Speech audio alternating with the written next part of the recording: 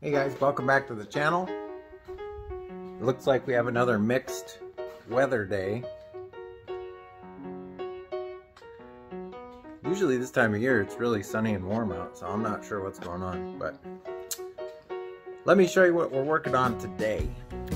So you may have noticed in the previous episode I was talking about these little mirror brackets. I dug through my spare parts bin over there and I actually found two of them that were perfectly bent and shaped and already had the holes in them. I just had to enlarge this hole a little bit. So I was able to rotate the mirrors out just a little bit, and they're sitting at the perfect angle so that the adjustments up and down aren't maxed out at all. So I think those are going to work out better. It was a pretty simple mod.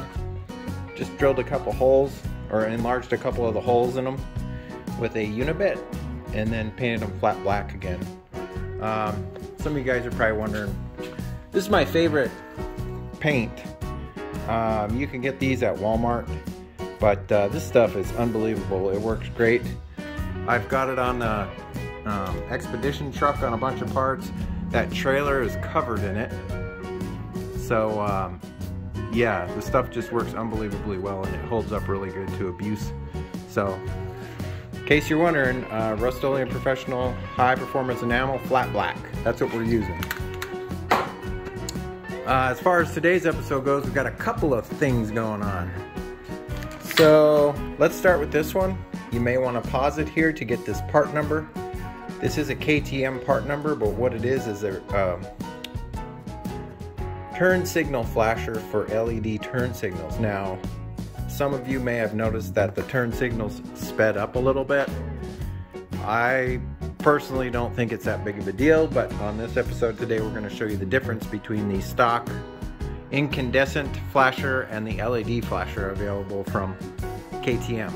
So once again, here's your part number. I don't have a link for this because I found it on eBay and I think I got the last one. But if you type that in Google, that part number right there, you should come up with some options. The other thing we're going to tackle today is this rear lift. These are Husqvarna rear and front lifts.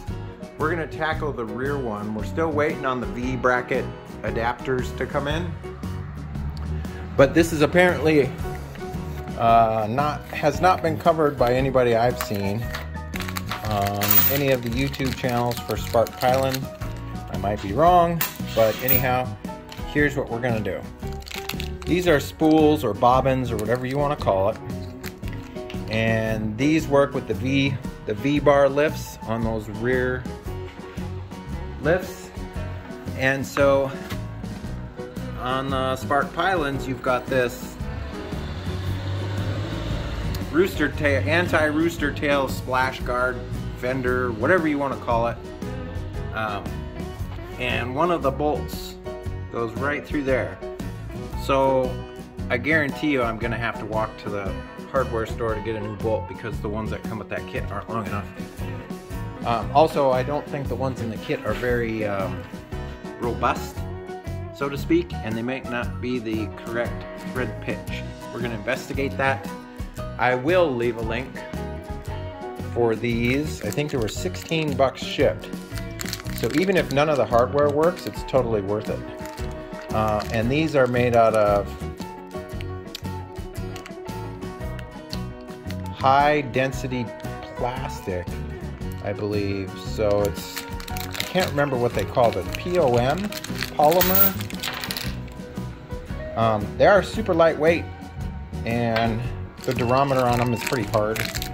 They're not rubbery, that's for sure. But we are going to investigate what the solution is for these, since nobody else is covered on a Svartpilen. If you're going to keep that rear fender, how these work out.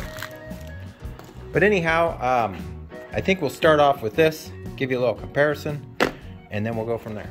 One more thing I forgot to cover. Tilter rack is what I brought the bike home on. Some of you were poking fun at me saying it sits too low, and how dare you! I got the bike home just fine. However, since you were so concerned about my well-being and the bike's well-being. I had enough parts laying around. I had like this is an 8-inch drop hitch that I flipped over, and a weld-on tube, and I cobbled the heck out of it. It's triple welded. And some of you were also saying that the tongue rating on these is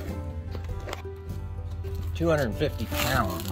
But as you can see here, there's your tongue weight, 675.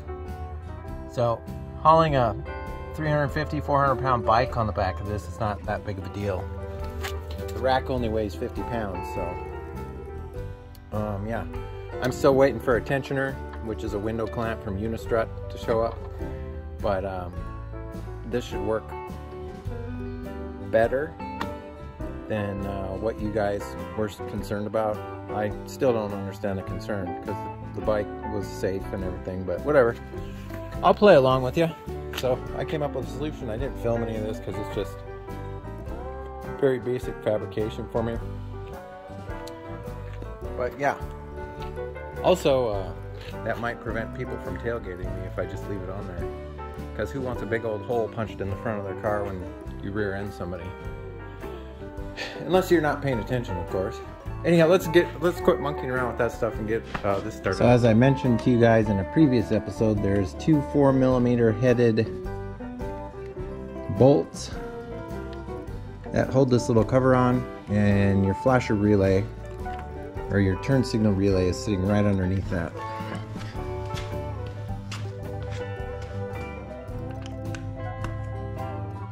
Super easy to get to. I think on a KTM Duke you actually have to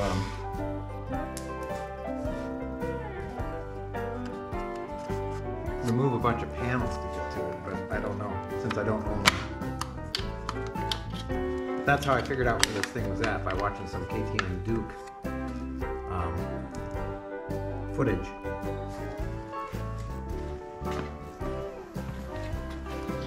Okay, the little relay sitting right here. It's just on a little rubber mount, and I broke the tab on mine already, so it's probably gonna finish it off by taking it out here, but oh no, it's still there. See, we got a little loose tooth, which is okay. So I think I'm gonna show you guys what the signals look like right now with this in compared to the other flasher relay. This is with the bike off. It's the speed they go at with the bike off. The bike on.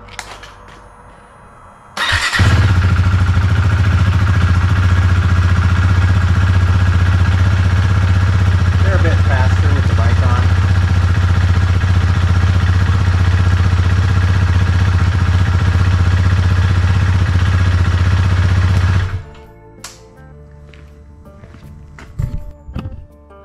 So you'll see with the incandescent one, there's a adapter, and you're basically eliminating that. So you're pulling that off,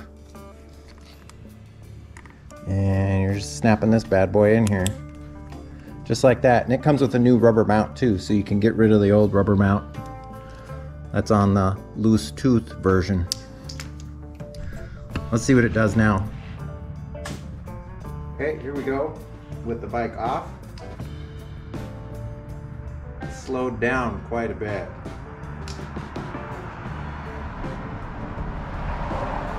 And with the bike on.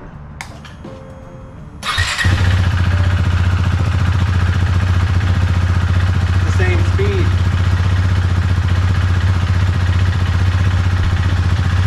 Probably can't see very good with the headlight there.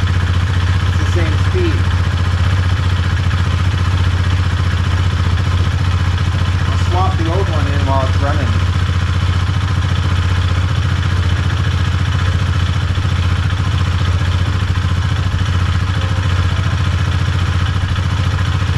Here's the old one. A lot faster. So I guess it's just a matter of preference. I'm gonna leave the newer one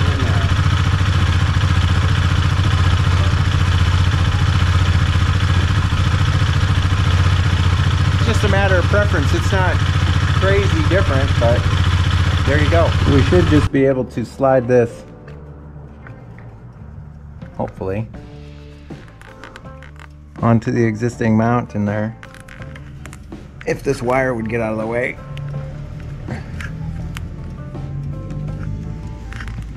There we go.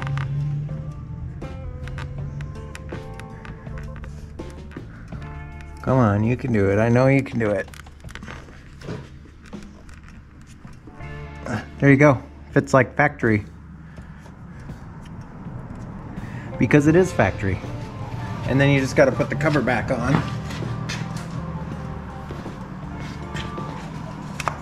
Super easy to get to, guys. Not a big deal. It really is just a matter of preference on what speed you want your turn signals to operate at. I don't understand what the big deal is. People freak out, oh, you need the LED flasher relay, and I'm looking at it going, are the drivers of cars gonna notice that your turn signals are operating at a different speed because your bike has been modified? I don't know. I don't think so, but you know, whatever. Yeah, that's just how easy it is to swap that thing out. Just like that.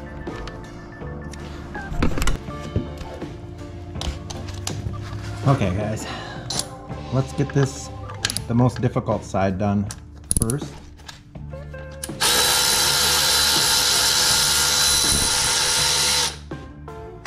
Okay, this side appears to be 10 millimeter by 1.5. Now, if you try to take this and just install it, it's not, the bolt is not going to reach. I do have a spacer too. I'm probably going to have to try and find a smaller one. Actually, I think just a longer bolt will work, because this is a pretty hard fairing. It's actually aluminum, so it should work just like that, but I need a longer bolt. So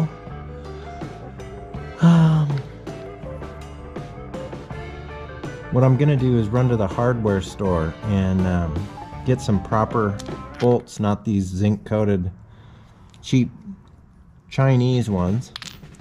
But let's go to the other side and see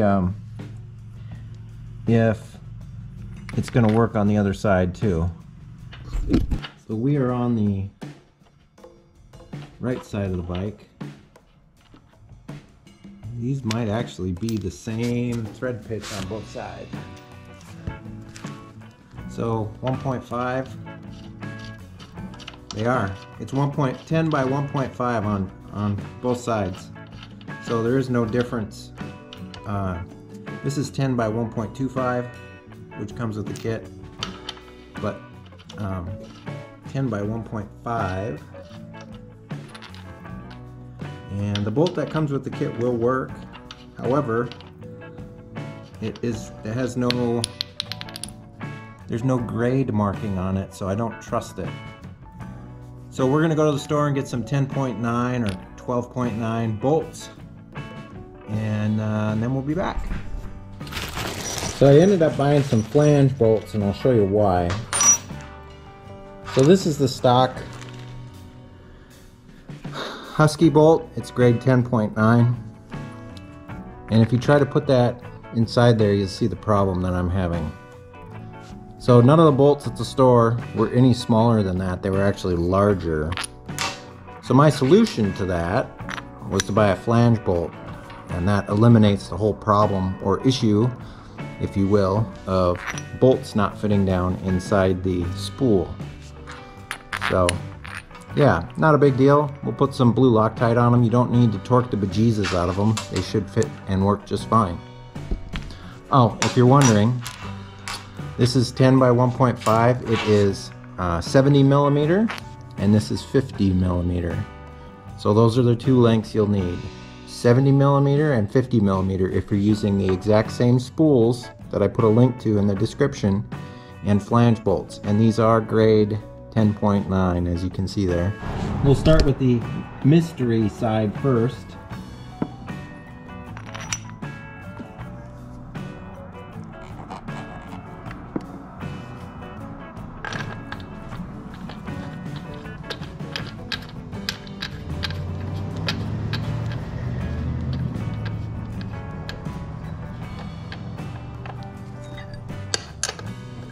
plenty of threads. And it's not poking out the backside, and once again, you don't need to get it gorilla tight. It should fit just like that. And I did put blue Loctite on it. Opposite side or right side of the bike, if you want to call it that.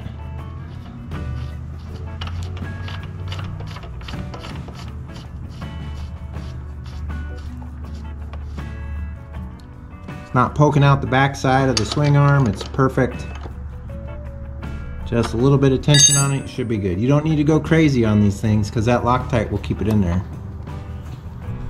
Well, they definitely look a little bit more rugged than they would if they had the Allen bolts in there, but they don't look bad. I guess if you're not looking for them and you're not in the know, you would never even notice them, but worked out pretty good. Solved that little mystery that seems to be prevalent on the internet. Some guys were saying one side was 10 by 1.5 and the other side was 10 by 1.25. I did not find that to be true at all. So, yeah, didn't seem to be a very big deal. We got mounted up right away, no problem. So this week, let me see, how am I going to word this for you guys? I can't guarantee anything, but you may see something here kind of make its way through here and then down through here and then out the other side. That might be coming up. There's something that might be happening here. There's a huge back order on them, but that's going to be coming up. And then I may have ultimately decided on what type of bags I want to use for these racks, so that might be coming up. But yeah, stay tuned. We're going to keep adding, modifying, adjusting as needed, and we'll keep moving forward on this project. Something here might be happening too, but I don't know. You guys will have to stay tuned. But as far as today's episode goes, oh, one more thing. Something might be happening in this area too coming up. And I'm pretty sure you can figure that out if you think about it a little bit. But other than that, I think that for this episode, that's going to be it. If you guys like this episode, give me a thumbs up. If you're not subscribed yet, we'd love to have you as a subscriber. You're going to want to stay tuned.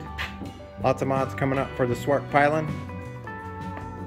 But other than that, subscribe, like, share, all those good things. And hopefully... Oh, Willow's got something to say. This is my shoehorn. I have a question for you. If you have a motorcycle, what mods are you doing? Leave a comment below. Yeah, that's a good one. Leave some comments. What mods are you working on? Leave a link to your channel too if you're working on Svartpilen. I'd love to take a look at it. But other than that, take care guys. I'll catch you next time. See you later. Bye-bye.